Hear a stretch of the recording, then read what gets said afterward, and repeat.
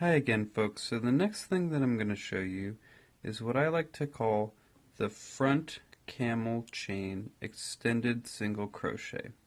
So why is it called the front camel chain? Well, the first thing that we do is we actually work into both this loop of the of the nearest raised camel row, as well as the chain, right? So you'll notice that this is the foundation chain of this triangle shape that I've created.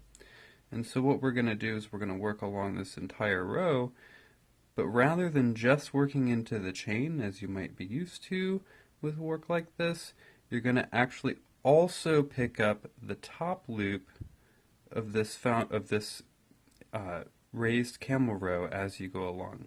So I'm going to go ahead and do that a couple of times, and I'm going to talk you through it.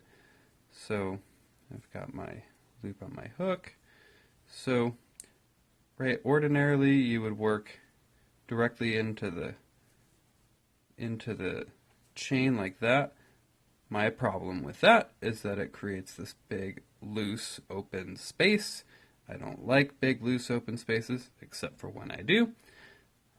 For today, we don't like big open spaces, so we're going to go ahead and make that a little tighter by grabbing this top loop of the nearest raised camel stitch. We're going to also go into the chain, and we're going to work our extended single crochet. So yarn over, work our extended single crochet. Great. We're going to do that all the way across, so I'm going to go ahead and grab the next one, working into that. And also, sometimes difficult to find the chain, work into there. There we go.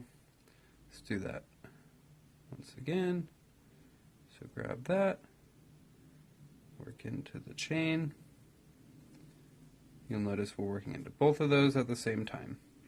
So why is this called the front camel chain stitch or front camel extended single crochet? Is because we're working into the raised camel row on the front, right? I have another stitch called the back camel chain extended single crochet, and that would be where we would grab this row, right? Or where we'd be coming across this way from this side, and we'd be grabbing this row, but it would be in reverse. So I'm going to go ahead and continue to work. So remember, we're grabbing the stitches along this camel row as well as the chain. So I'm going to go ahead and insert the hook here and into the next chain, do my extended single crochet.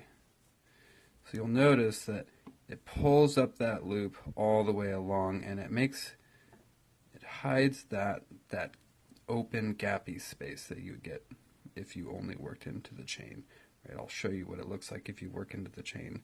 If you don't believe me, go ahead and work a couple into the chain, and I think you'll be convinced.